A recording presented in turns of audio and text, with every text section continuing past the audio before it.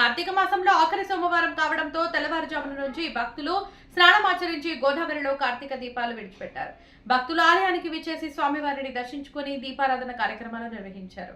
అర్చకులు మాట్లాడుతూ శివునికి అత్యంత ప్రీతికరమైన రోజు సోమవారం. ఈ రోజు ఎవరైతే అమ్మవారిని దర్శించి దీపారాధన సాలగ్రామ దానాలు చేస్తే సకల కోరికలు నెరవేరుతాయని, ఈ రోజు కార్తీక దామోదరునికి ప్రీతికరమైన రోజు అని, ఎవరైతే భక్తి శ్రద్ధలతో స్వామివారిని దర్శిస్తారో వారికి విశేషమైన ఫలితాలు ఉంటాయని తెలిపారు. ఈ రోజు స్వామివారికి ఏకాదశ రుద్రాభిషేకంలో, ఏకవార రుద్రాభిషేకంలో, పాశుపతి అభిషేకంలో, కేదారేశ్వర వ్రతములు నిర్వహిస్తామని తెలియజేశారు. భక్తులు ఉపవాసం ఉండి సాయంత్రం నక్షత్రాన్ని చూసి స్వామివారిని దర్శిస్తే సకల సంపదలు చేకూరుతాయని అర్చకులు తెలిపారు. నరసాపురం వశిష్ఠ గోదావరి తీరాన కార్తీక శోభ నెలకొంది. 4వ సోమవారం కావడంతో భక్తులు పెద్ద సంఖ్యలో గోదావరిలో పుణ్యస్నానాలు చేశారు. పాలకొల్లు పంచరామ క్షేత్రం శ్రీ క్షీర రామలింగేశ్వర స్వామివారి ఆలయం అధిక సంఖ్యలో భక్తులు దర్శించుకుని దీపారాధన కార్యక్రమాలు నిర్వహించారు. కార్తీక సమోమాసః న పరమేశ్వర సమదైవః అని చెబుతోంది శాస్త్రం. పరమ పవిత్రమైనటువంటి కార్తీక మాసముతో సమానమైన మాసము కానీ, పరమేశ్వరుడితో సమానమైనటువంటి దైవము కానీ లేదు.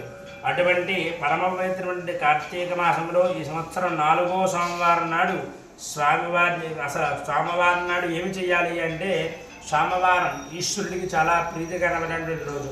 ఆ రోజు అభిషేక ప్రియో శవ, అభిషేక ప్రియుడు పరమేశ్వరుడు.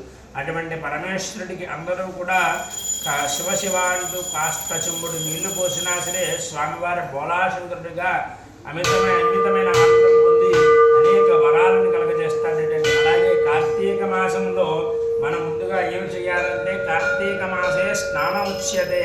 మామూలు రోజుల్లో ప్రతిరోజు కూడా స్నానం చేస్తాం, కానీ ఆ ప్రతిరోజు చేసేటువంటి స్నానాన్ని మన శరీరం శుభ్రపరచడానికి చేసుకుంటాం. కానీ కార్తీక మాసంలో చేసేటువంటి స్నానం పుణ్యం ఫలం లభ్యతే, మంచి పుణ్యమైన ఫలితాన్ని ఇస్తుంది. అటువంటి పరమ పవిత్రమైన కార్తీక మాసంలో, అలాగే కార్తీక మాసం అనగానే దీపం యొక్క ప్రాముఖ్యత. దీపం జ్యోతి పరబ్రహ్మ స్వరూపం. మనకు ఉన్నటువంటి అజ్ఞానాన్నంతా కూడా జ్ఞానం వైపు నడిపించాలంటే ఆ యొక్క దీపజ్యోతి, మనం దీపం పెట్టుకోవడం వల్ల ఆ దీపం వెలుగు కాంతి మన జీవితాల్లో వెలుగులను నింపి మనకున్న అజ్ఞానాన్నంతా కూడా తీసేసి జ్ఞానం అనేటువంటి మార్గం వైపు నడిపిస్తుంది. అటువంటి పరమ పవిత్రమైన కార్తీక మాసంలో అనేక బ్రాహ్మణునికి దానాలు, సాలగ్రామ దానాలు, దీపదానాలు చేసుకోవడం వల్ల ఆ యొక్క జీవుడికి ముక్తి కలగజేస్తుందని శాస్త్రం చెబుతోంది. అటువంటి పరమ పవిత్రమైనటువంటి కార్తీక మాసంలో 4వ సోమవారం నాడు ప్రతి ఒక్కరు కూడా ఆ పరమేశ్వరుని అర్చించి శుభ ఫలితాలు పొందగలుగుతారు. హరి ఓం.